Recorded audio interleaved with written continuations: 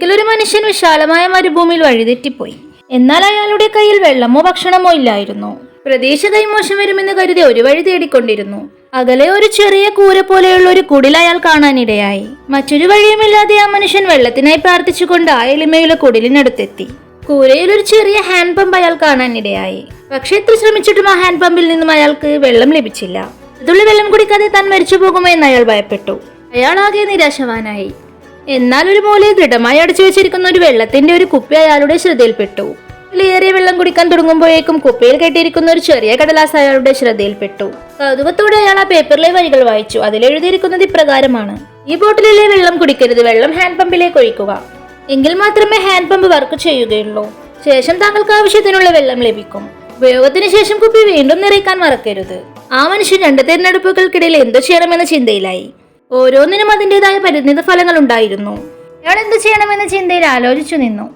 കുപ്പിയിലെ വെള്ളം കുടിക്കുന്നത് ഉടനടി പരിഹാരമാണെങ്കിലും കൂടുതൽ വെള്ളം ലഭിക്കണമെങ്കിൽ ഈ കുപ്പിയിലെ വെള്ളം പമ്പിലേക്ക് ഒഴിച്ച് പ്രവർത്തിച്ചാൽ മാത്രമേ കഴിയുകയുള്ളൂ എന്നവന് ബോധ്യമായി. ജീവിതത്തിൽ നാം നേരിടുന്ന തിരഞ്ഞെടുപ്പുകളെ പ്രതീകപ്പെടുത്തുന്ന ആ തീരുമാനം അദ്ദേഹത്തിന് ഒരു ഭാരമായി മാറി.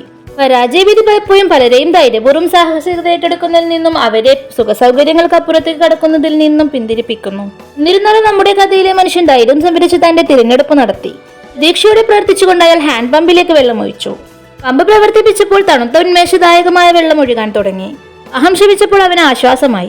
മനസ്സിൽ കൃതജ്ഞതയോടെ ഇനിയും ഒരു നീണ്ട യാത്ര മുന്നിലുണ്ടെന്ന് മനസ്സിലാക്കി അവൻ കുറച്ചുകൂടി അവിടെ വിശ്രമിച്ചു. തന്റെ ഫ്ലാസ്കിലും പാത്രങ്ങളിലും അവൻ വെള്ളം നിറച്ചു. ഉടലിൽ നിന്നും കിട്ടിയ കുപ്പിയിൽ അവൻ വീണ്ടും വെള്ളം നിറച്ചു. ശേഷം അവൻ ആ വിലപ്പെട്ട മെസ്സേജ് പകർത്തി വെച്ചു: കുപ്പിയിലെ വെള്ളം പമ്പിലേക്ക് ഒഴിക്കുക, പമ്പ് പ്രവർത്തിക്കുകയും ആവശ്യത്തിന് വെള്ളം ലഭിക്കുകയും ചെയ്യും. ഇത് എന്റെ അനുഭവമാണ്. എന്നാൽ ആവശ്യം കഴിഞ്ഞാൽ കുപ്പിയിൽ വെള്ളം നിറയ്ക്കുക, അത് ഇനിയും ദാഹിച്ചു വരുന്നവർക്ക് ഉപകാരമാകും.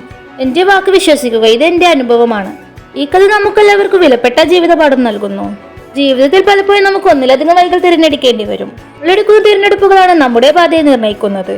ഓരോ തിരഞ്ഞെടുപ്പുകളിലും അതിൻ്റെതായ അപകട സാധ്യതകളും പ്രതിഫലനങ്ങളും ഉണ്ട്.